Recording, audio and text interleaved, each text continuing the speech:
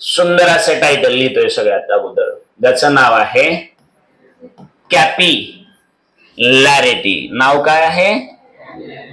कॅपिलॅरिटी. आणि मग आपण याला असं ब्रॅकेट मध्ये थोडस वेगळ्या भाषेत बोललं तर चालेल का?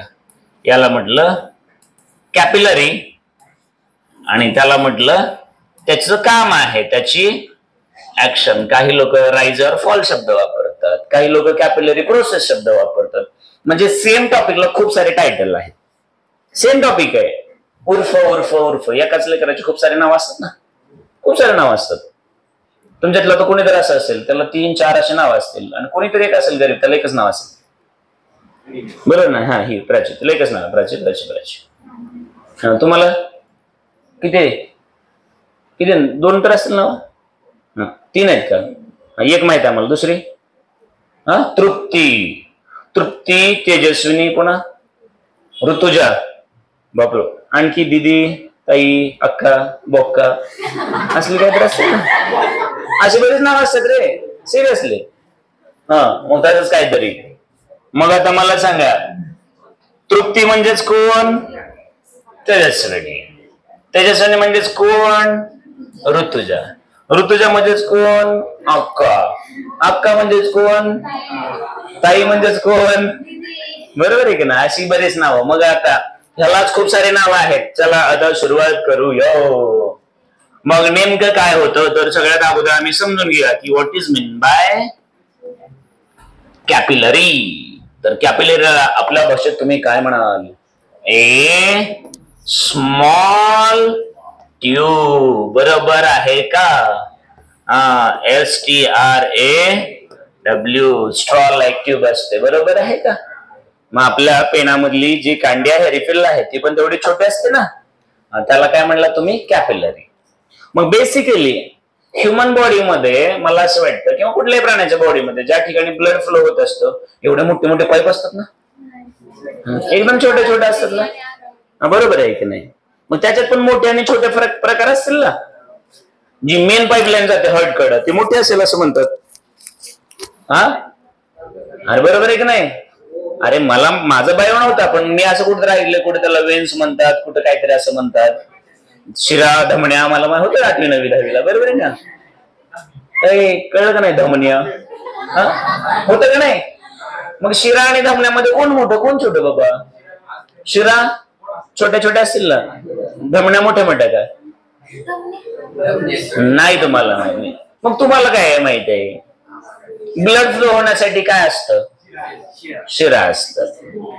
ठीक आहे, गोळ असतात. Very good. जमला नाही, तुम्ही पास पण झाला बायोलॉजी. ओके, असं ठीक आहे ठीक आहे, असं असं. मला एवढं म्हणायचंय की वनस्पती जरी घेतल्या आपण तर त्याच्यामधून पाणी एका ठिकाणून दुसऱ्या ठिकाणी जात असेल पाणी, त्याला पण छोटे छोटे पाईपलाईन असतील ना, बरोबर आहे की नाही? मग प्राण्यामध्ये असेल किंवा वनस्पतीमध्ये असेल, ज्याच्यातून काहीतरी फ्लो होणार आहे, असे छोटे छोटे नळ्या असतील, पाईप असतील, कांडे असतील, आणि जर त्याचे डायमीटर किंवा त्याची रेडियस किंवा त्याची साईज जर खूप छोटी असेल तर त्याला आम्ही शब्द वापरत असतो कॅपिलरी म्हणून. काय असतो?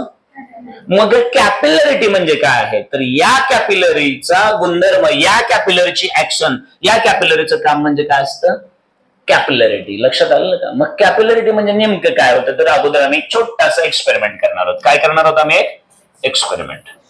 1 करू किंवा 2 करू, चला. मग बेसिकली एक छोटासा एक्सपेरिमेंट करूया आपण.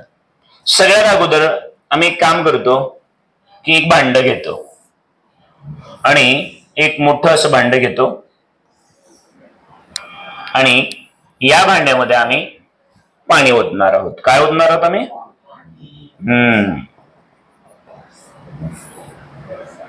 हे असं खूप सारे, समजा अगोदर आम्ही पाणी ओतलं, ठीक आहे. मग आता याच्यामध्ये आम्ही हे पाणी ओतलं. पाणी ओतल्यानंतर आमच्याकडे 2 ट्यूब आहेत आणि दोघांच्या डायमेन्शन्स म्हणजे दोघांच्या रेडियस किंवा डायमीटर कशात वेगवेगळे आहेत. एक ट्यूब आहे ती खूप खूप खूप खूप खूप खूप छोटी आहे, नॅरो ट्यूब आहे, आणि दुसरी जी आहे ती बऱ्यापैकी अशी मोठी आहे. आता एवढी पण मोठी नको, जरा बऱ्यापैकी अशी मोठी, ठीक आहे. म्हणजे ए आहे स्मॉल, बी आहे लार्ज, असं. पण खूप पण लार्ज ठेवता येत नसते, कारण खूप मोठी ठेवली की कॅपिलरी ऍक्शन होत नाही. मी पुढे दाखवणारच आहे. मग आता आम्ही असं केलं ही छोटी ट्यूब याच्यात बुडवली, ही छोटी ट्यूब जी की दोन्ही साईडला ओपन आहे, ओपन बोथ. आता ट्यूब म्हटल्यानंतर कळतं ना, स्ट्रॉ दोन्ही साईडला ओपनच असतं ना. नंतर नारळ दिला आपल्याला स्ट्रॉ कुठल्या एका बाजूला बंद आहे, कुठल्या एका बाजूला बंद आहे, काय कराल? बरोबर आहे ना, तीच नारळ. वा वा वा, एवढं फक्त स्ट्रॉ खराब दिला की एवढा मोठा पराक्रम करणार का तुम्ही? व्हेरी गुड, आणलं की रे, वा वा वा वा वा. हे ते ह्याच्यात असतं बघा, पेनच्या कांडीच आहे. हा ते नाही का रे घरात लटकवतात, त्याला पण असलं असतं ना, ते लग्नामध्ये असतं बघा. मला आठवलं माझ्या लग्नातलं असं म्हणून म्हणलं मी, ते नाही का रे झुंबर. हा असतं त्याला असं, बरोबर आहे बघा. लग्नाचा फायदा आठवतास काय काय. मग आता मला सांगा, हा ठीक आहे, मग आता इकडून इकडे फुंकर मारले तर जाईल ना, बरोबर आहे. पाणी प्यायचं म्हणलं तर पिता येईल ना. मग याला तुम्ही परफेक्ट कॅपिलरी म्हणा. काय म्हणायला? कॅपिलरी. बेसिकली याच्यापेक्षा छोट्या छोट्या छोट्या छोट्या ट्यूब्स असतात, पण आपण याला पकडूया. आपल्याकडे हे आहे तेच, मग आपण ह्याला ए म्हणूया. आता दुसरी मोठी घेतली तर बी म्हणूया. एखादा पेन आहे, रिकामा रिकामा पेन, काय काय काय कसं. हा एक्सपेरिमेंट भारी वाटतं जरा. वा वा वा, हा good good good good good, अक्का बक्का कामाला आली. चला आता मला सांगा, याला बी म्हणूया, याला काय म्हणूया? ए म्हणूया. दोन्ही ट्यूबच आहेत ना, याला बी म्हणूया, याला ए म्हणूया. दोन्ही ओपन आहेत बोथ दी एंड्सला, दोन्ही साईडला. मग आता ही ट्यूब पहिली छोटी टाकली पाण्यामध्ये, आता ही मोठी पण मी पाण्यातच टाकणार आहे, मी पण पाण्यातच टाकणार आहे. ए बाबा कलर, हा तरी म्हणलं असं. आणि ही बी अशी दाखवली. याचे डायमीटर तुम्हाला इथं मोठी कळाली असेल. मग ही आहे ए ट्यूब आणि ही आहे बी. ही ए कॅपिलरी तर ही बी कॅपिलरी. कॅपिलरीचा अर्थ कळला.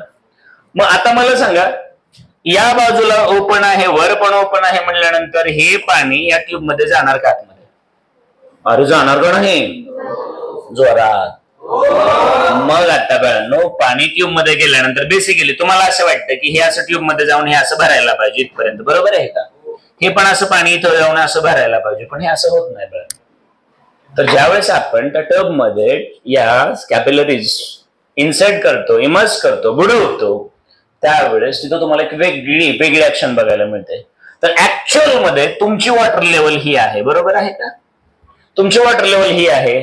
ज्यावेळेस तुम्ही ही छोटी ट्यूब बुडवणार त्यावेळेस वॉटर लेवलच्या वरती पाणी असं सरकतं, थोडस वरती जातं. आणि ऑब्विसली पाणी आहे आणि ही ग्लासची ट्यूब आहे, तर तुम्हाला माहिती असायला हवं त्याच्यामध्ये angle of contact less than 90 degree असतो. म्हणजेच याचा असा शेप तयार होतो, कॉन्केव. कसा तयार होतो? आणि मला असं वाटतं मी काल अँगल ऑफ कॉन्टॅक्ट मध्ये सगळं समजावून सांगितलेलं आहे. यालाच कॉन्केव शब्द वापरला होता, मेनिस्कस, आठवतंय का? त्याला दुसरा सिमिलर मी वर्ड यूज केला होता, शेप म्हटलं होतं. काय म्हटलं होतं मी त्याला? हा. मग ह्या लेवल पासून जवळपास समजा ही हाईट H1 घेतली. किती घेतली? H1. म्हणजे ऍक्च्युअल मध्ये काय होतं, तर ही जी पाण्याची लेवल आहे त्याच्यावर पाणी सरकत. आता ए, तर आता ही बी आहे ना, पी नाही, बी घेतली आपण.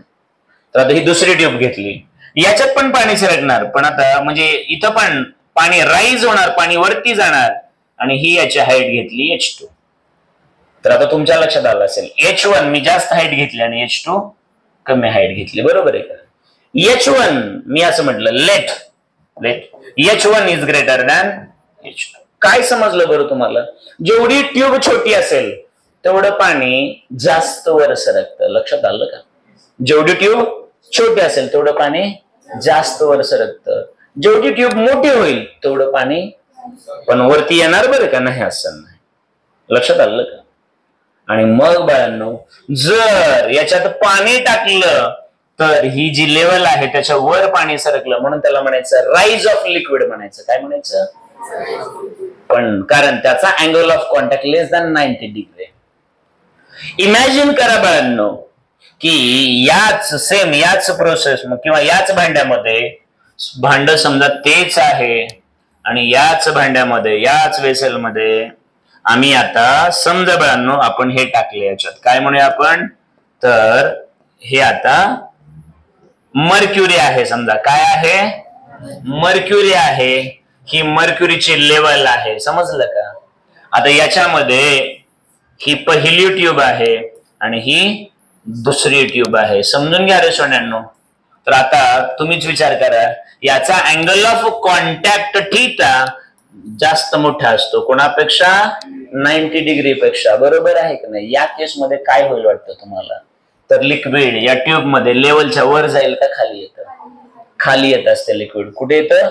खाली येतं. मग इमॅजिन करा रे बाळांनो की याच्यातलं हे लिक्विड तुम्हाला असं बघायला भेटलं. समजा इथपर्यंत लिक्विड आहे, इथपर्यंत हे लिक्विड आहे, म्हणजे एवढा स्पेस जर बघितला तुम्ही, एवढा स्पेस इथून एवढा एम्प्टी झाला ना, म्हणजे लिक्विड काय झालं? फॉल. यालाच डिप्रेस्ड म्हणायचं. काय म्हणायचं याला? डिप्रेस्ड किंवा फॉल डाऊन म्हणा तुम्ही. लक्षात आलं का? मग आता ही ट्यूब मोठी आहे, तर इथं आपण हे असं दाखवलं, इथपर्यंत दाखवलं. इथं एवढं आहे ना, तर इथं थोडस असं दाखवलं आणि एवढंच खाली सरकलेलं दाखवलं. मग याला आपण म्हटलं D1 म्हटलं, डेप्थ फर्स्ट, आणि यात म्हटलं डेप्थ सेकंड. नक्कीच D1 ची डेप्थ कशी आहे? जास्त आहे ऍज कम्पेअर टू. लक्षात आलं का? मग पाणी असेल तर वर जातं, मर्क्युरी असेल तर खाली जातो. पाणी असेल तर वॉटर होतं ना, वॉटर, तर त्याचं काय होत होतं? राईज होत होतं, बरोबर आहे की नाही?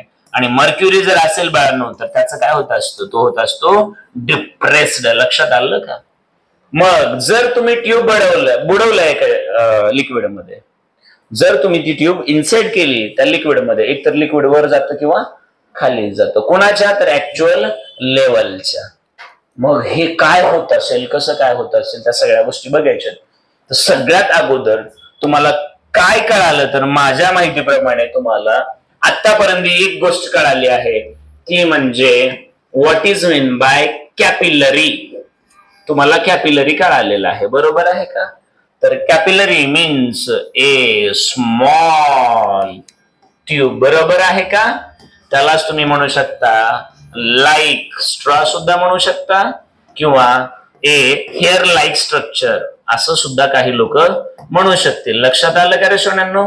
यालाच काही लोक असंही म्हणतील ए स्मॉल, बघा असं सुद्धा म्हणतील ए पाईप which has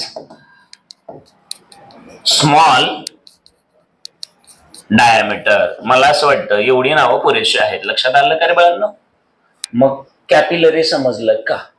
मग आता कॅपिलरिटी समजून घेऊ आपण. तर कॅपिलरिटी म्हणजेच या कॅपिलरीची काय असेल? ऍक्शन, त्या कॅपिलरीचं काम. मग कॅपिलरी मध्ये काय होतं? लिक्विड एकतर वर जातं किंवा, बरोबर आहे का? मग कॅपिलरिटी म्हणजेच काय असतं? तर तुमच्या आता लक्षात येईल. कॅपिलरी समजली, मग आता आपण कॅपिलरिटी समजून घ्या. कॅपिलरिटी म्हणजेच त्या कॅपिलरीचा गुणधर्म. मग असं म्हटलं तर चालेल ना? कॅपिलरिटी म्हणजेच काय असतं? तर असं म्हटलं तर चालेल का? दी प्रॉपर्टी ऑफ, कोणाची प्रॉपर्टी असते? कोणाचा गुणधर्म असतो? कॅपिलरीचा. दी प्रॉपर्टी ऑफ कॅपिलरी, बरोबर आहे का? चालेल ना? असंही म्हटलं तर चालेल.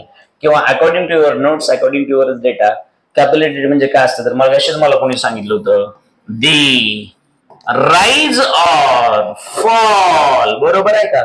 लिक्विडचं वर जाणं किंवा लिक्विडचं खाली जाणं. कोणापासून? तर ऍक्च्युअल लेवल पासून.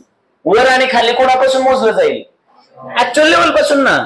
समजा बघा, पाणी आहे इथं, हे पाण्याची लेवल आहे ना, ही पाण्याची बाहेरची लेवल आहे. पण ट्यूब बुडवल्यामुळे ट्यूब मधलं पाणी वरती गेलं ना, ट्यूब बुडवल्यामुळे ट्यूब मधलं पाणी वरती गेलं ना. किंवा ही मर्क्युरीची ऍक्च्युअल लेवल आहे, ही दिसते तुम्हाला, पण ही ट्यूब बुडवल्यामुळे त्याच्यातला मर्क्युरी खाली सरकला ना, म्हणजे इथं काय झालं? फॉल डाऊन झाला. तिकडे काय झालं? राईज झालं. मग याचा अर्थ तुम्हाला कळाला असेल. तर आता पुढे आपण सुरुवात करूया. The rise or fall of liquid ना रे बाळांनो. पण कुठं होतो? त्या भांड्यात होतो का ट्यूब मध्ये होतो? हा, म्हणून म्हणायचं the rise or fall of liquid कुठं? Inside the narrow. हा, नॅरोचा अर्थ कळाला ना? Inside the narrow tube. आता नॅरो ट्यूबला दुसरं नाव काय असतं? जोरात बोलत जावा रे. Inside the capillary, that is known as, जोरात बोला, हा, दॅट इज नोन ऍज, त्याला नाव काय दिलं होतं आम्ही? कॅपिलॅरिटी. मग कॅपिलॅरिटी म्हणजे कसला गुणधर्म रे सोन्यांनो? तर एखाद्या पाण्यामध्ये जर आम्ही हा स्ट्रॉ बुडवला तर पाणी ऍक्च्युअल लेवलच्या वर सरकेल. तर त्या पाण्याच्या वर सरकण्याचा जो गुणधर्म आहे त्याला काय म्हणायचं? कॅपिलॅरिटी म्हणायचं. आणि ज्याच्यात सरकला त्या ट्यूबला काय म्हणायचं? कॅपिलरी म्हणायचं. दोन्हीतला फरक लक्षात आला आहे का? एवढं सोपं साधं खरं सांग बाळांनो, कळालंय का? प्रत्येकाला कळालंय का? रिपीट सांगावं असं काय आहे का? नाही? ओके. तसं तुम्हाला सांग की कॅपिलरी म्हणजे काय असतं मग आता? कॅपिलरी म्हणजे काय असतं?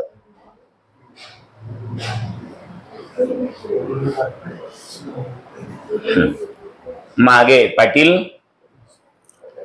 कॅपिलरी म्हणजे काय असतं? बोमला म्हणावं आता. आर्यन, कॅपिलरी म्हणजे काय? Small surface. मी मागापासून 4 वेळा 10 वेळा म्हणले कॅपिलरी म्हणजे काय, तर तुमच्या हातात स्ट्रॉ दिसतो ती कॅपिलरी ना. म्हणजे काय कॅपिलरी म्हणजे काय? हा, ए ट्यूब आहे. नाही, ही ट्यूब आहे, ही ट्यूब आहे ना बाबांनो, बरोबर ना? ए tube which has very small diameter किंवा स्मॉल रेडियस. बरोबर आहे का नाही रे बाबांनो? आणि एवढं तुम्ही सांगू शकत नसाल तर अवघड आहे. आणि तुम्ही डॉक्टर आणि इंजिनियर बनणार म्हणलं मग तुम्हाला, मी परवाचा किस्सा सांगितलं होता ना माझ्या एका विद्यार्थी, तसे तुम्हाला कुठेतरी भेटणार इंजिनिअरिंग कॉलेजमध्ये टीचर म्हणून. बरोबर आहे की नाही? हा, इंजिनिअरिंग कॉलेजमध्ये तुम्ही प्राध्यापक आणि मला भेटलात तुम्ही.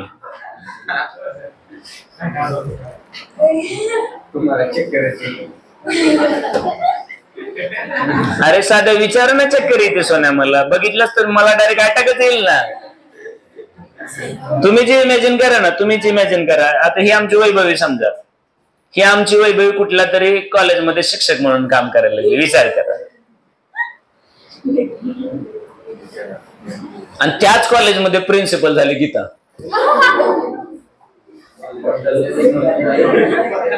इमॅजिन करा काय होतं ते. अटॅक नाही येणार माणसाला? ह्याला ट्यूब कळणार. ट्यूब कळते का रे बाबांनो? मग कॅपिलरी म्हणजे काय असते? ए tube which has very small, किंवा स्मॉल ट्यूब म्हणलं असतं तरी चाललं असतं, एक्स्ट्रा लाईक स्ट्रक्चर म्हणलं असतं तरी चाललं असतं की नाही, तरी पण तुम्हाला. मग कॅपिलरिटी म्हणजे काय? कॅपिलरिटी म्हणजे काय होतं? ते लिक्विड एकतर वर सरकतं किंवा खाली जातं. कुठं? इनसाइड दी ट्यूब. ट्यूबच्या आतमध्ये. बाहेर काय होतं का रे त्याला? इकडं बाहेर बाजूला काय होत नाही, एक तर ट्यूबच्या आतमध्ये.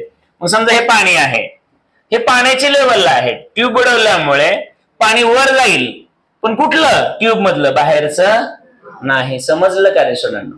मग ट्यूब खूप खूप खूप खूप छोटी ठेवली तर पाणी वर जाऊन असं त्या ह्याच्यासारखं खाली पडेल का? फाउंटेन सारखं? तसं पडत नसतं. त्याला पण काही कारणात आपल्याला बघायचं पुढं. पण इथपर्यंत समजलं आहे का? जोरात सांगा. मग कॅपिलरी किती साधी गोष्ट आहे, एक छोटा पाईप आणि काहीच नाही कळलं तर नारळ पाणी प्यायचा स्ट्रॉ, बस ना. आणि कॅपिलरिटी म्हणजे त्याची ऍक्शन. कसली ऍक्शन असते? तर त्याच्यातलं लिक्विड एक तर वर सरकतं किंवा खाली. वर कधी सरकतं? जेव्हा angle of contact less than 90 degree असतो. Angle of contact less than 90 म्हणजे ऍडिटिव्ह फोर्स स्ट्रॉंग असतो, शिकलो होतो मी. मग हे मटेरियल जे आहे त्या पाण्याला वर उचलू शकत असतं. लक्षात आलं का? म्हणून पाणी वर झालंय, म्हणजे राईज झालंय. त्याच ठिकाणी ते लिक्विड डिप्रेस झालं, खाली गेलं, म्हणजे angle of contact greater than 90 degree, म्हणजे कोहेजिव्ह फोर्स स्ट्रॉंग आहे, म्हणजे ते स्ट्रॉच्या कॉन्टॅक्ट मध्ये यायचं नको म्हणताय. इतकी सुंदर कॉन्सेप्ट, इतकं स्ट्रेट फॉरवर्ड, इतकं बेसिक मध्ये सांगता येतं. मग एवढं कळालं असेल आपल्याला तर आता लिक्विड एकतर वर जातं किंवा खाली जातं. आता सगळ्या गावाला माहित आहे की जर समजा ही लिक्विडची लेवल असेल, ही लेवल आहे, वर गेलं तर हाईट असेल, खाली गेलं तर डेप्थ असेल. वर जावं किंवा खाली जावं एक प्रकारची लेंथच असेल ना रे बाळांनो. म्हणजेच ती कसली क्वांटिटी आहे? Physical quantity. आणि सगळ्या गावाला माहित आहे फिजिक्स मध्ये काही करा एकच काम असतं, ते म्हणजे बरोबर आहे का? पहिला चॅप्टर काढा, दुसरा काढा, 10वा काढा, शेवटचा काढा, काही काढा, फिजिक्स मध्ये एकच काम करायचं असतं, मोजायचं असतं. मग आता इथं काय मोजावं लागेल? हाईट किंवा डेप्थ.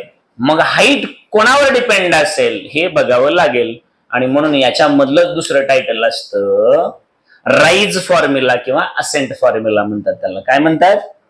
राईज फॉर्म्युला किंवा मग आता आपण इथं बघूया. कॅपिलरी राईज फॉर्म्युला याच्यामध्येच घेणार आहे मी, किंवा कॅपिलरी राईज म्हणलं असतं तरी चाललं असतं. Rise formula. लक्षात आलं का रे सोन्यांना? मग एवढी एक कॉन्सेप्ट झाली आणि खूप सुंदर आहे, खूप स्ट्रेट फॉरवर्ड आहे, मजा येईल सगळ्यांना शिकायला. थोडस मॅथमॅटिक्स आहे, पण नक्कीच काय एवढ्या स्ट्रॉंग लेवलचं नाही. एका ठिकाणी कुठेतरी सर्कलचं बेसिक वापरावं लागेल, फक्त 2 मिनिटासाठी. मग करायची सुरुवात. ओके,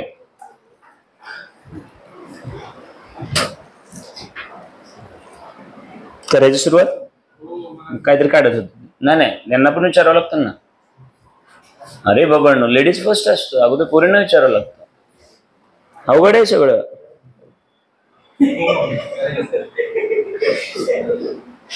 मी पण हसलो असतो, मला ऐकूच नाही आलं.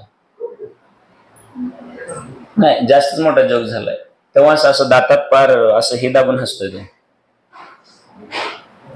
प्रतीक्षा, मागचा टॉपिक कळलाय? अनुष्का, खरंच कळलं? साक्षी, काय असतं कॅपिलरी? ट्यूब असते, आणि कॅपिलरिटी म्हणजे त्या ट्यूबचा गुणधर्म. कसला? लिक्विडला वर उचलायचं किंवा खाली ढकलायचं. कोणापासून? ऍक्च्युअल हाईट पासून. Okay sir. मग आता याच्यातलं मेन, कारण तुम्हाला काय असं वाटतं हे काटीवाटी एकासाठी एवढा वेळ? तुम्हाला एक्झाम मध्ये स्टेट बोर्डाला काय विचारलं जाऊ शकेल? फार तर फार, what is mean by capillarity or define capillarity, 1 mark. बरोबर आहे ना?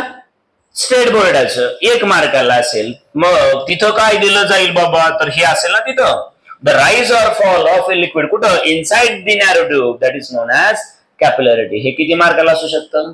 आणि कालच आपण चर्चा केली होती की जनरली जुन्या पेपरचं अनालिसिस केल्यानंतर लक्षात येतं आमच्या की डिफाईन, व्याख्या जिथं असतात ते फार तर फार 3 ते 5 मार्काच्या मध्ये प्रश्न येतात, त्याच्या पुढे जात नाही.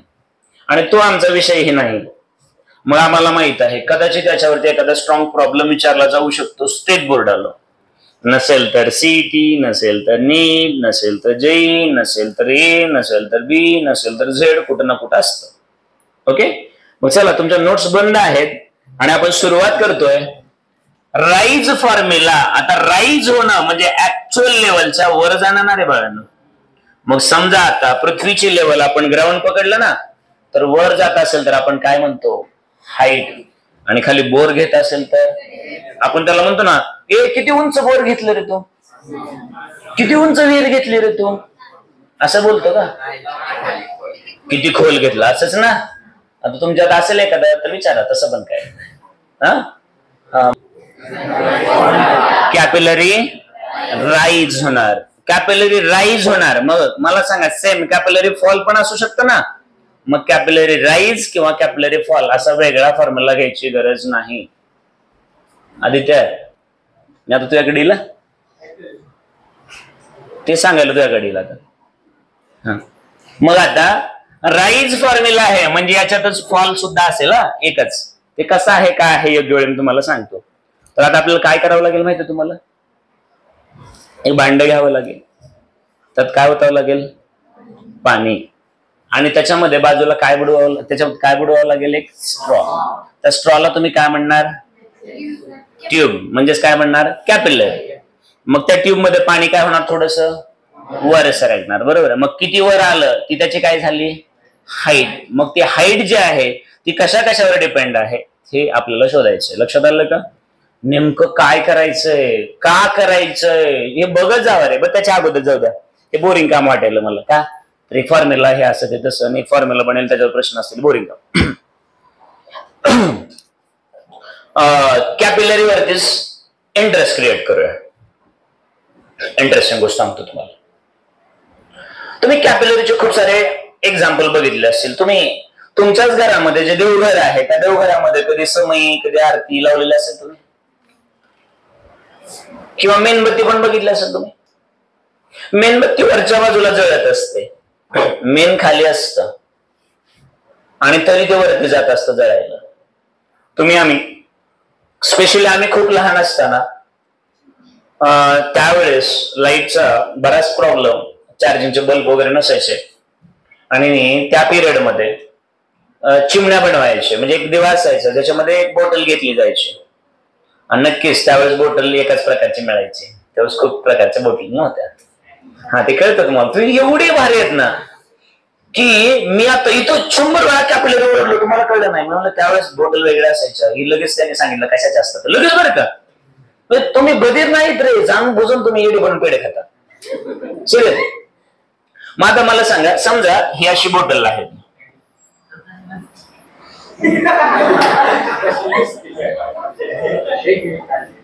ओके.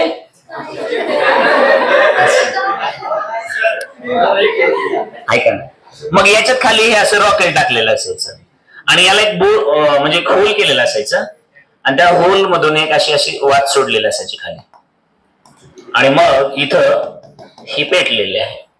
आता रॉकेल इथे बघांनो आणि ते रॉकेल वर मारायला जात जळायला, बरोबर आहे की नाही. मग विचार करा ना, हे कसं काय घडतं. आता पेन असा ठेवला नाही, पेन असा ठेवला, असा कागद असा ठेवला ना, असं लिहायचं म्हणलं लिहिता येतो का नाही. असं लिहावं लागतं का, लिहिता येईल का नाही, तरी लिहिता येतो. आणि मग एक काल परवा कळम साईडचे पालक आले होते एन्क्वायरीसाठी आणि सहज असा एक विषय आला. मग विषय निघाल्यानंतर हेच झालं की बाबा त्या पालकांचं मत आलं की सर 10 पैकी 1 पालक येतं चांगले. ते म्हणतात सर मार्क सेकंडरी आहे, त्या लेकराला कळलं पाहिजे. हे पालकांनी स्वतः मुद्दा मांडला. मग त्यावेळेस आपल्या लक्षात येतं की तुमच्या पालकांचे, काही पालकांची समजा 12वी झालेली नसेल, ज्यांचे झाले असेल त्यांचे सायन्स मध्ये झालेले नसेल, म्हणजे त्यांनी कॅपिलरी शिकलेले नाही, तरी सुद्धा तुमचे आई वडील हे कॅपिलरी वापरतात. आणि आम्ही पुस्तकात 10 वेळा मास्तर ओरडू सांगितलं असतं तरी आम्हाला कॅपिलरी कळालेली असते, वापरता येत नाही. माझं एक सुंदर उदाहरण सांगतो काय होत असतं. तर सगळ्यात अगोदर समजा बाळांनो, ही एवढी जमीन आहे, म्हणजे इथून इथपर्यंत जमीन आहे, त्याच्या खाली पण जमीनच आहे, पण ते आपल्या काम समजा त्याचा विचार नको. मग आता मी एवढा सरफेस घेतला, समजा एक साधारणतः 10 फूटचा एवढा सरफेस घेतला, जमीन कळत ना खाली 10 फुटाचा स्लॅब घेतला समजा. मग तुम्हाला माहित आहे ना रे, पावसाळ्यामध्ये याच्यात पाणी गेलेलं असतं, माहिती आहे ना तुम्हाला, जमिनीत पाणी मुरलेलं असतं. मग उन्हाळा चालू होतो आणि उन्हाळा चालू झाला की त्याच्यात पाणी नसतं. मग हा काय प्रकार बाबा, पावसाळ्यात तर पाणी मुरलं होतं, मग ते पाणी तसंच राहिलं पाहिजे ना, ते पाणी गेलं कुठं. तर मग हा लोक आता म्हणतो बाष्पीभवन झालं. अरे बाष्पीभवन कसं होईल बाबा, वर तर माती आहे, खाली पाणी आहे, सेफ राहिलं पाहिजे होतं ना. पण तरी पण त्याचा मुद्दा 100% बरोबर आहे. मग मी म्हणतो खाली पाण्याने गप बसायला पाहिजे होतं, बाष्पीभवन होण्यासाठी त्याला वर यावं लागत असेल ना. मग पाणी असतं खाली, पण ड्यू टू कॅपिलरी ऍक्शन हे पाणी काय व्हायला लागतं, वर वर वर वर वर वर वर यायला लागतं. वर म्हणजे कुठं, सरफेसला यायला लागतं. सरफेसला आलं की वर ऊन असतं. आणि तेच कारण आहे बाबांनो, ह्या जगामध्ये जे ऍडव्हान्स टेक्नॉलॉजी आणली फार्मिंग मध्ये ते इस्रायल. कुठलं, इस्रायल. त्या इस्रायलनं सगळ्या जगावरती खूप उपकार आहेत त्याचे. स्पेशली इरिगेशन मध्ये. इरिगेशन कळतं ना तुम्हाला, शेतीला दिलं जाणारं पाणी देण्याची पद्धत.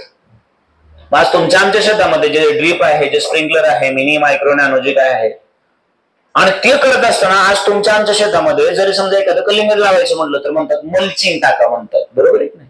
मल्चिंग म्हणजे एक प्रकारचा पेपर त्याच्यावर टाकलेला असतो. मग हा कोण विचार करतो का टाकायचं मल्चिंग, फक्त गवत येऊ नये म्हणून का, तर नाही ना बाबा, गवत येऊ नये हा त्याचा एक चांगला प्रकार फायदा झाला, पण दुसरा मेन काय असतो, तर पाण्याचं बाष्पीभवन व्हायचं. मग कसं, तर तुम्हाला माहित आहे की ही जमीन आहे, जमिनीच्या वर कागद टाकलेला असतो, पाणी येतं वरती पण त्याच्यावर कोण असतो, कागद. त्याच्यामुळे त्याचं बाष्पीभवन होणार, म्हणजेच जमिनीमध्ये ओलावा टिकून राहणार. आणि आपल्यासाठी सगळ्यात मोठा सध्याचा प्रॉब्लेम काय होता, पाणी. मग आता विचार करा की समजा हा जमिनीचा स्लॅब आहे बाळांनो, हा स्लॅब आहे, एवढी मोठी जमीन आहे आणि समजा याच्यामध्ये असं एक पीक आहे, समजा हे असं पीक आहे, समजा हे आपण असं एक क्रॉप दाखवलं आणि याची मुळं इथपर्यंत अशी दाखवली. स्पेशली आजही आमच्या एरियामध्ये बिना पाण्याची ज्वारी किंवा पाणी न देता हरभरा ही 2-3 पिकं तर आमच्याकडे आजही होतात. आज 2024 मध्ये 21व्या शतकामध्ये सुद्धा बिना पाण्याची शेती आपल्या महाराष्ट्रामध्ये स्पेशली आपल्या जिल्ह्यामध्ये होते. ज्वारीला एकही पाणी दिलं नाही, अशी ज्वारी तुम्हाला तुमच्याच गावामध्ये एखाद्या दुसऱ्या शेतकऱ्याची एकतर भेटते. मग त्या शेतकऱ्याला विचारलं, बाबा कसं काय 4 महिने तुमच्या ज्वारीला काही पाणी द्यावं लागलं नाही, तुम्ही नेमकं काय केलं? तर तुम्हाला माहित असतं की ही ज्वारी आहे. मग तो शेतकरी काय करतो, तर हे जे ज्वारीचं पीक आहे, समजा हे ज्वारीचं पीक आहे, मध्ये गॅप असतो ना, मग ह्या गॅप मध्ये ते कुळवतात, त्याला डुबणे म्हणतात आपल्याकडे. मग डुबल्यामुळे काय होतं, तर साधारणतः 4 बोट 5 बोट एवढी माती जी आहे ना, एवढी माती ही सगळं पूर्ण एक स्लॅब आहे. मग इथलं पाणी वर वर वर वर वर वर वर जायला चालू असतं. मग त्या डुबल्यामुळे काय होतं बाळांनो, की इथली माती या थरापर्यंत किंवा या थरापर्यंत ही माती अशी वरची एवढ्या लेअर मधली मोकळी होते. म्हणजेच याचा आणि इथून वरच्या मातीचा संपर्क तुटतो. मग हे पाणी वर जाण्याच्या ऐवजी हे पाणी जाऊन या लेवलला थांबतं, त्याच्यावर जात नाही. आणि त्याच्यावरती कसली माती पडते, कोरडी माती पडते. म्हणजेच तुम्ही मातीचंच मल्चिंग केलं असा त्याचा अर्थ होतो.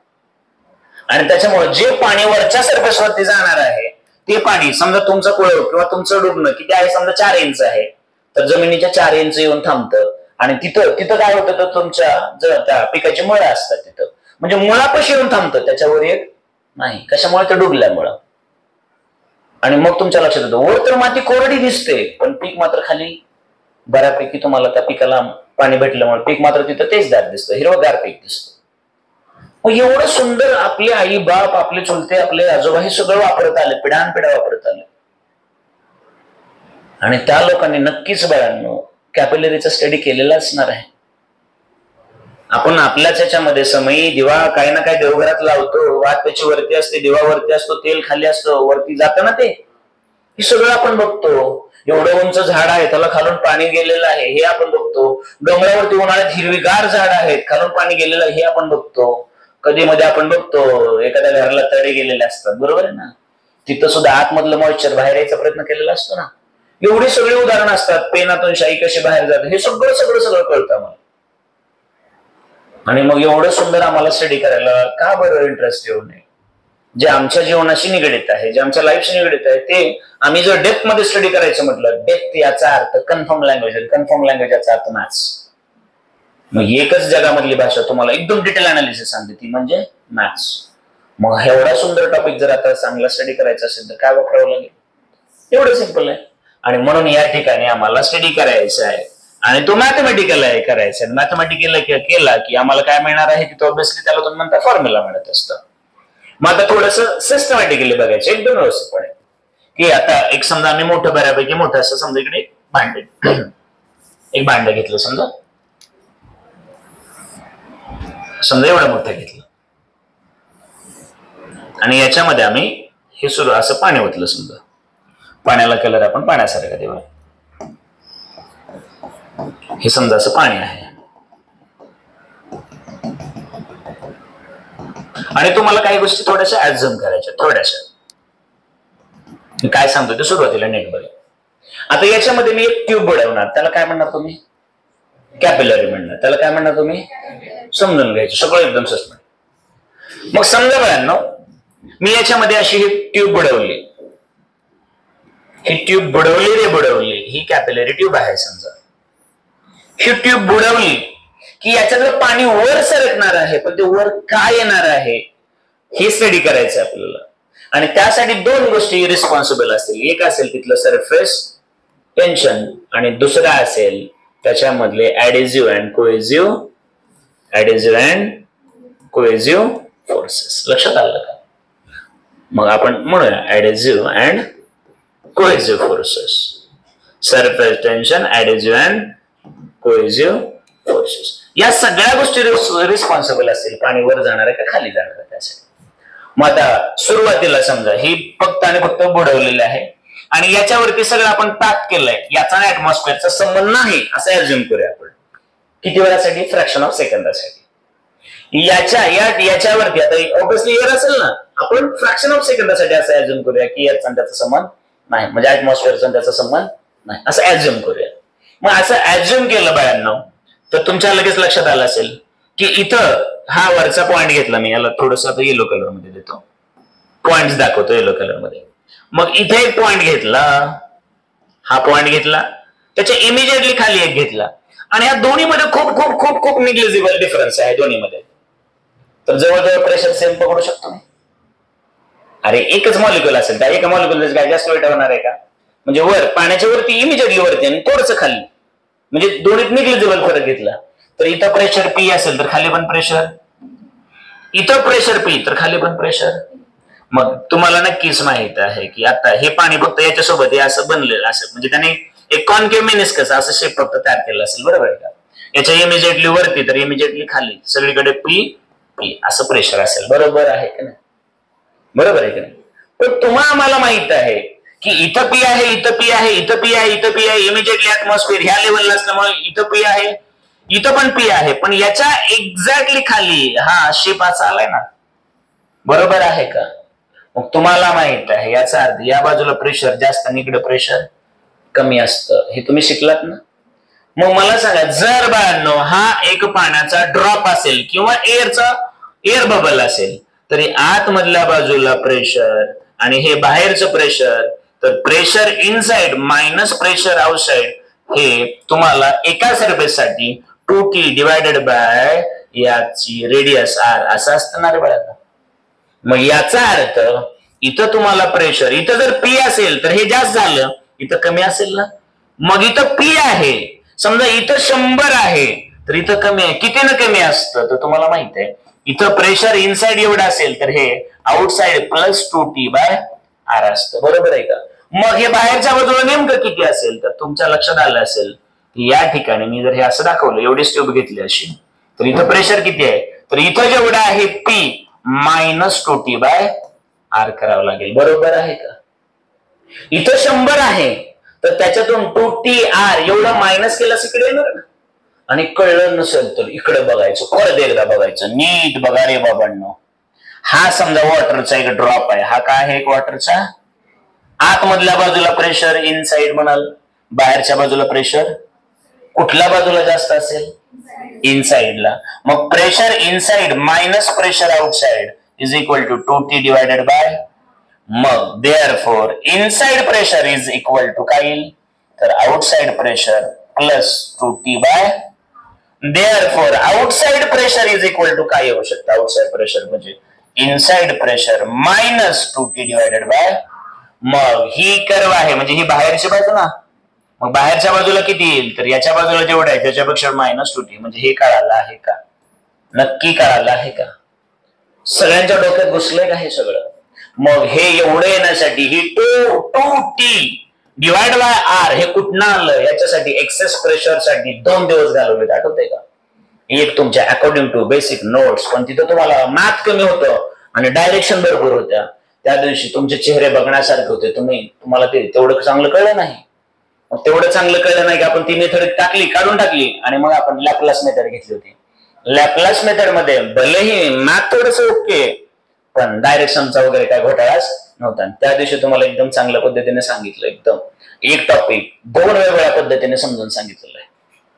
आणि त्याच्यापैकी लॅपलासचा जो टॉपिक आहे तो युट्यूबवरती टाकतोय आपण, लक्षात आलं का?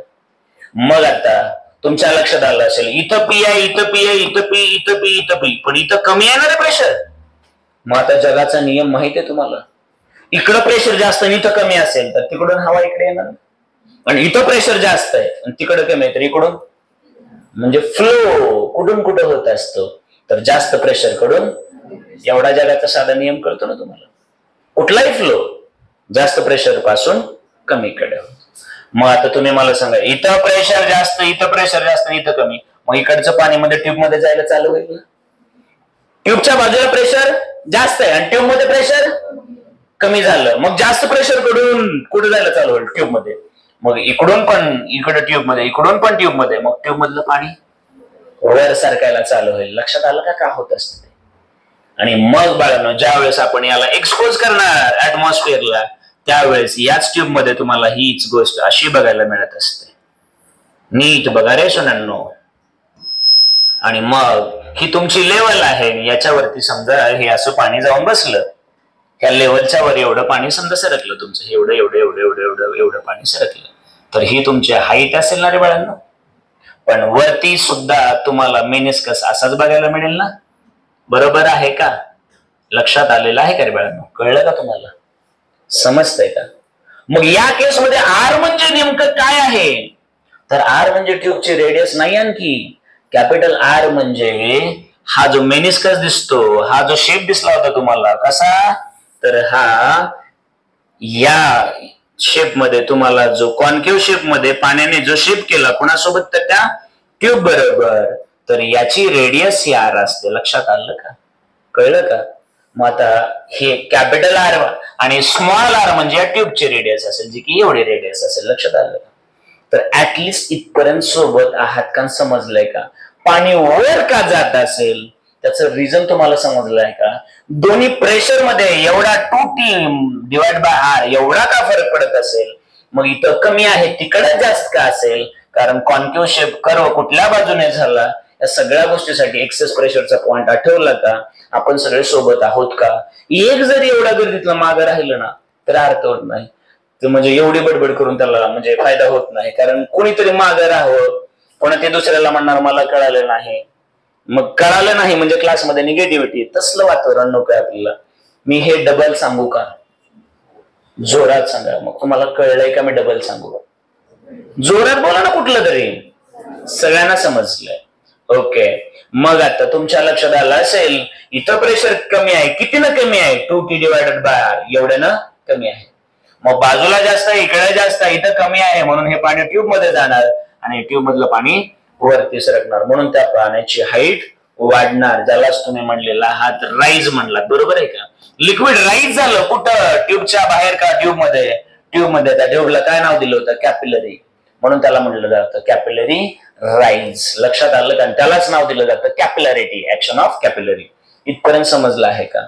मग आता हे जर तुम्हाला कळालं असेल बाळांनो, तर आता आपण याचं थोडस मॅथमॅटिकल अनालिसिस करूया आणि नक्की तुम्हाला सगळ्यांना एकदम चांगल्या भाषेत कळेल. थोडस इकडे घेऊया, याला जागा बनवूया अगोदर.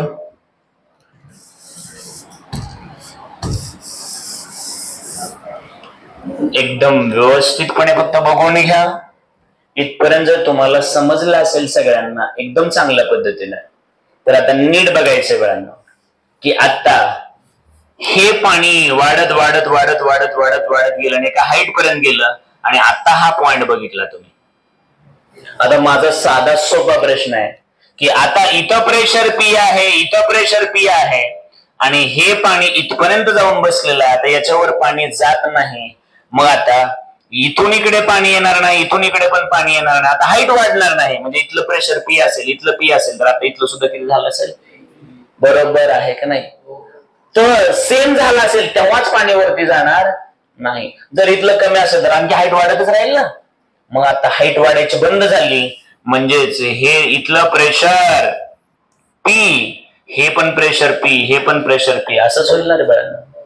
मग सगळं प्रेशर सेम झालं, याचा अर्थ आता तुमच्या लक्षात आला असेल इथलं प्रेशर आणि मग हे कितीने वाढलं, तर ह्या कॉलमने प्रेशर वाढलं ना रे. मग इथं किती कमी पडत होतं? तर इथं कमी पडत होतं 2T डिवायडेड बाय आर. एवढं काय होतं? कमी होतं ना. अरे बाबा, इथं प्रेशर कमी होतं ना. आता ह्या वॉटर कॉलम मुळे वाढलं असेल ना. मग जेवढं कमी होतं तेवढंच वाढलं असेल ना. जेवढं कमी तेवढं वाढलं की काय झाले? इक्वल झालं. इक्वल झालं, दोन्हीकडचं प्रेशर सेम झालं की आता फ्लो होईल का?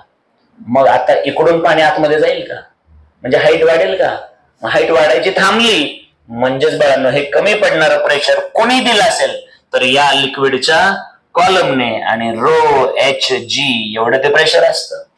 मग हा फॉर्म्युला कुठून कसा काय आलं, हेच इक्वल का केलं? समजलं का सगळ्यांना? नक्की का मास्तरने असं केलं तर हे? अरे का इथं कमी होतं म्हणून लिक्विड वाढत गेलं. कमी होतं बरोबर ना. इथं प्रेशर कमी आहे का? ही कॉन्केव्ह बघा, मेनिस्कस समजून घ्या. ही बाजू कुठल्या बाजूला आहे? कर्वच्या. इथलं प्रेशर जास्त आहे, इथलं मग कमी आहे, पण इथं इथं इथं सगळ्या ठिकाणी सेम आहे. मग हे जास्त असणाऱ्या बाजूकडून लिक्विड, जिकडे लिक्विड प्रेशर जास्त आहे इथं लिक्विड प्रेशर जास्त आहे. प्रेशर जास्त आहे म्हणून जास्त कडून कमीकडे फ्लो झाला आणि हाईट वाढायला चालू झाली. हाईट वाढत वाढत वाढत एच ला येऊन थांबली. आता हाईट वाढत नाही म्हणजे ट्यूबच्या आतमधलं आणि ट्यूबच्या बाहेरचं प्रेशर कसं आहे? सेम आहे, म्हणून हाईट वाढत नाही. मग इथलं सेम झालं, याचा अर्थ कितीने वाढलं, तर जेवढं कमी होतं तेवढ्याने वाढलं. किती कमी होतं, 2t डिवाइड बाय r, म्हणजे तेवढ्याने आता काय होईल, वाढेल. पण हे वाढलेलं म्हणजे कोणामुळे वाढलं, तर ह्या लिक्विड कॉलमने तिथलं प्रेशर वाढवलं. आणि लिक्विड कॉलमचं प्रेशर कसं काढायचं, तर त्या लिक्विडची डेन्सिटी, त्याची हाईट, आणि तिथं असणार ऍक्सेलरेशन ड्यू टू. इथपर्यंत सोबत आहात का? मग जर हे सगळं कारण तुम्हाला समजलं असेल तर मला इंटरेस्ट कशात आहे, जोरात. कुठले हाईट, तर त्या ट्यूब मध्ये लिक्विड किती वर गेलं, बरोबर आहे का? तर आता आपण हीच ट्यूब थोडस बाजूला ड्रॉ करूया, मुद्दा मोठी ट्यूब असं घेऊया, म्हणजे तुम्हाला ड्रॉ व्यवस्थित करता येईल. ही ट्यूब थोडीशी हीच मोठी करून दाखवली, झूम करून दाखवली. समजा बाळांनो, ही इनिशियल लेवल, ओरिजिनल लेवल आहे त्या पाण्याची, आणि हे असं वरती पाणी सरकले, हे असं वरती पाणी सरकले.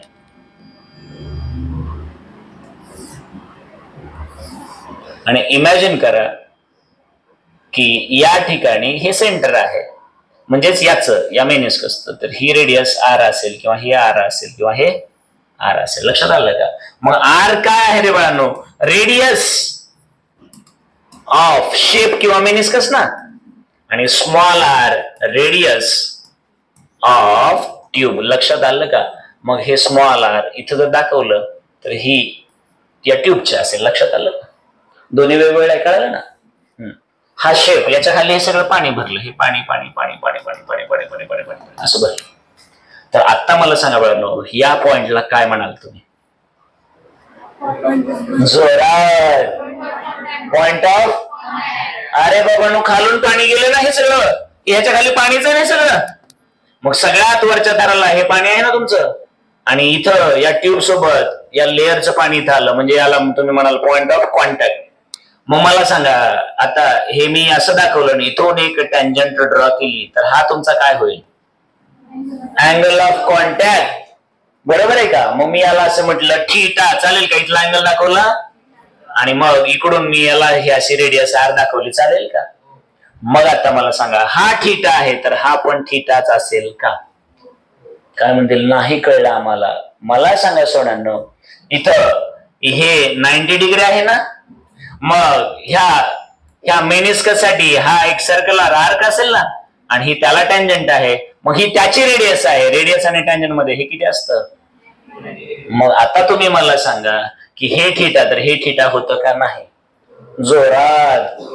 मग आता मला सांगा, याच्याकडे जर बघितलं तर तुमच्या लक्षात येईल, since cos theta is equal to काय असतं? या ट्रायंगल कडे एकदा जावा बरं. हे r आहे, हे कॅपिटल R आहे, आणि हे थीटा आहे. कॉस थीटाचा अर्थ काय होतो? परत ड्रॉ करतो, थीटा स्मॉल r आणि कॅपिटल R. कॉस थीटा म्हणजे काय असतं? Adjacent divided by. मग मला सांगा, याच्यासाठी ही ऍडजसंट काय होणार? r डिवायडेड बाय म्हणजेच कॉस. मग मला सांगा, therefore radius r is equal to काय होईल? Small r divided by r. Small r radius कोणाची आहे? त्या ट्यूबची आहे. म्हणजे ट्यूबच्या रेडियस मध्ये आम्ही आलो का?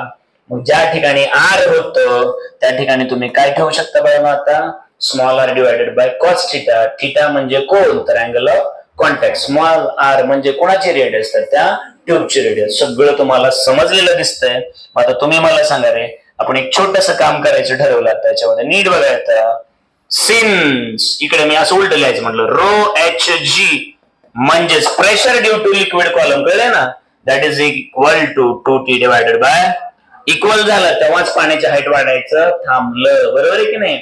मग आता मला सांगा, therefore height h is equal to, किती हाईट वाढली? तर हे होईल 2t डिवायडेड बाय, आता हाईट ठेवलं तर रो जी इंटू r. मग 2t ला 2t, रो जी ला रो जी. आता कॅपिटल R म्हणजेच कोण आहे? म्हणजेच रेडियस ऑफ शेप मेनिस्कस म्हणजेच कोण आहे? तर radius of tube divided by cos theta. मग कॉस थीटा कुठे जाणार? 2t into cos theta divided by rho g into. आता तुम्हाला कळालं असेल बाळांनो, इकडे नीट बघा आता. मग हा फॉर्म्युला, देअरफॉर हाईट कुणाची? लिक्विडच्या राईटची कितीने वाढलं? तर ते असेल 2t इंटू कॉस थिटा. इथं रो म्हणजे त्या पाण्याची डेन्सिटी, हे ऍक्सेलरेशन ड्यू टू, याला मुद्दाम ब्रॅकेट करून बाजूला आर ठेवलं. तुम्ही मला सांगा रे बाळांनो, आता इकडे नीट लक्ष द्यायचं होतं एकदम व्यवस्थितपणे. पाणी होतं म्हणून angle of contact less than 90 degree होता ना. आता तुम्ही मला कॉस थिटाचं सांगा. बघा तिथं कॉस 0, कॉस 90. आता कॉस 0 मध्ये किंमत किती असते आणि कॉस 90 ला, मग 1 पासून 0 कडे जाताना 1 पासून, मग हे असं बघा, असं असं असं असं बघा, हे 1 आहे, हे 0 आहे. आता मी म्हटलं कॉस 180 डिग्री काय होईल मायनस. मग आता तुम्ही मला सांगा, इकडे बघा रे बाळांनो, जेव्हा अँगल तुमचा लेस दॅन 90 डिग्री असतो तेव्हा तुमची किंमत याच्यात राहते ना, आणि जेव्हा ग्रेटर दॅन 90 होतो तेव्हा इकडे येते ना, बरोबर आहे का. जेव्हा अँगल ऑफ कॉन्टॅक्ट 90 डिग्रीच्या पुढे जातो तेव्हा कॉस थिटाची किंमत प्लस राहते का मायनस राहते? जोरात. मग हाईट मायनस मध्ये झाली म्हणजे कोण असते? बरोबर आहे का. मग राईस फॉर्म्युला मध्येच कुठला फॉर्म्युला सापडतो? फॉलचा सुद्धा. मग जर angle of contact greater than 90 degree असेल तर ते लिक्विड काय होणार? डिप्रेस्ड होणार, म्हणजे कुठे जाणार? खाली जाणार. हे कोण शिकवतो तुम्हाला? म्हणजेच हा अँगल ऑफ कॉन्टॅक्ट थिटा सगळं सांगेल ना तुम्हाला. असो, पण आता इथं बघा, आता मला सांगा थोड्या वेळापूर्वी तुम्ही हे